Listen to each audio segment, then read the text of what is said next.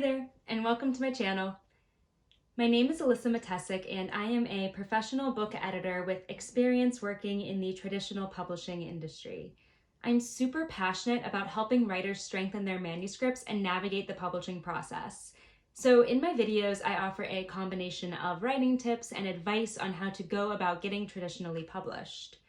I want to start today's video by giving you a bit more context about my background so you understand my perspective on the publishing industry and where I'm coming from.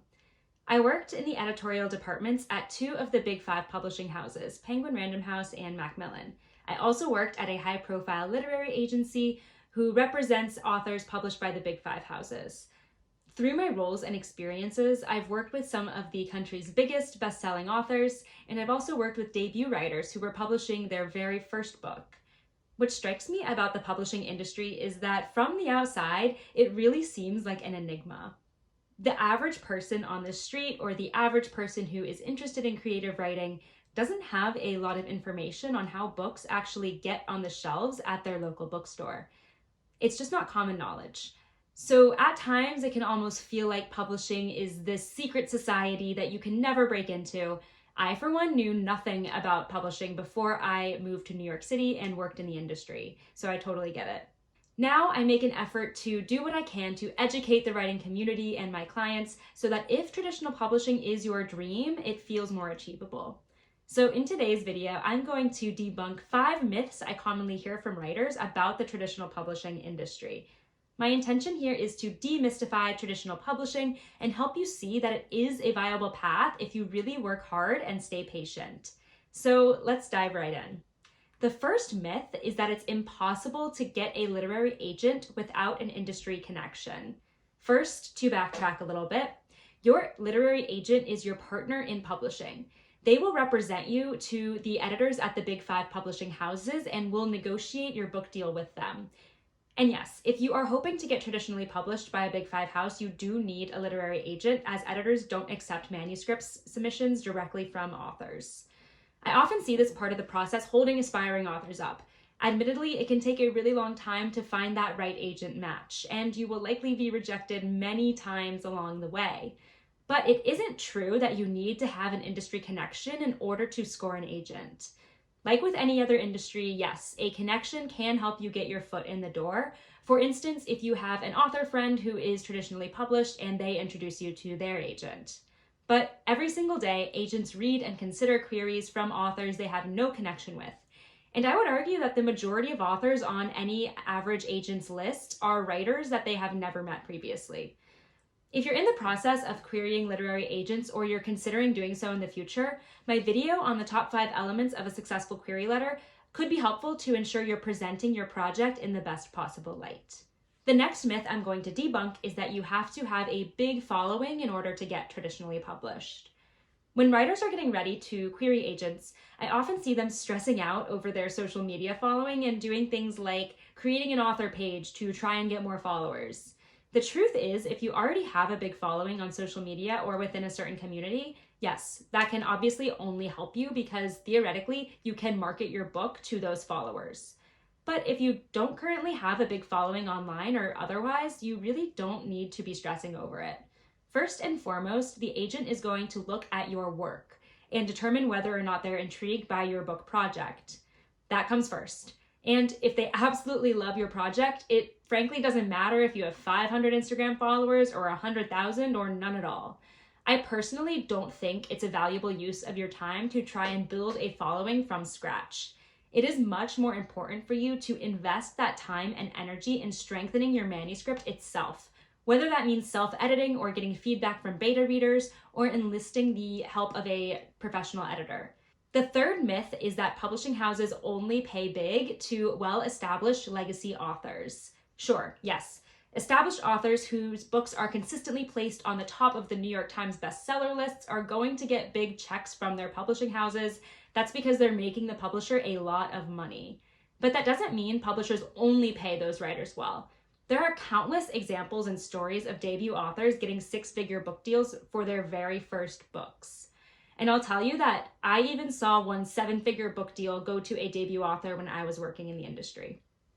I'm not saying it's realistic to expect to sell your book to a publishing house for a huge sum like that, and I don't recommend setting those expectations for yourself. But the reality is that those big deals do happen with new authors and established authors alike. The next myth I want to talk through is that publishers and agents only like books in popular genres.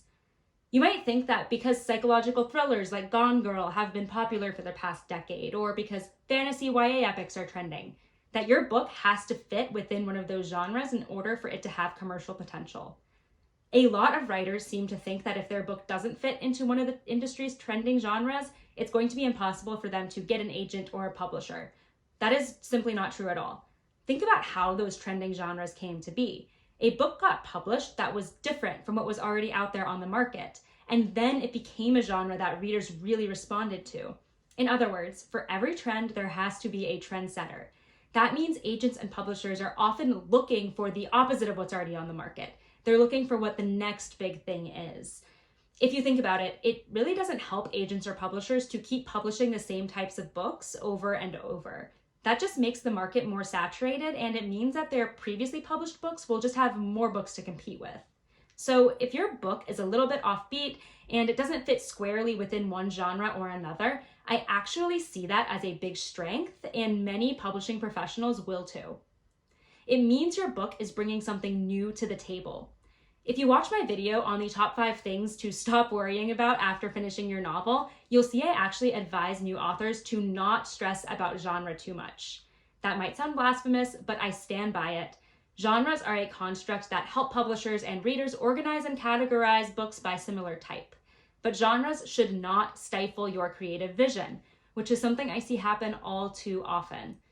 I recommend writing the book however it comes to you and however feels right to you.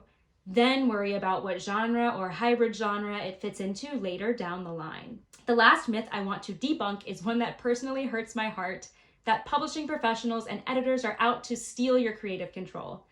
I often see writers talking about opting for self-publishing because they're concerned that through traditional publishing, an agent or a publisher is going to morph their book into something unrecognizable that completely diverges from their original intention. While self-publishing is absolutely the right choice for many writers for different reasons, I don't think that is a valid reason or a fair assessment of how publishing professionals see their role in bringing your book to life. You have to think about it this way.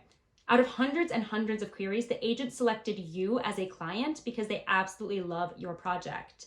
And similarly, out of hundreds and hundreds of manuscript submissions, your editor at the publishing house chose your book to invest in because they want to put it in readers' hands just as much as you do.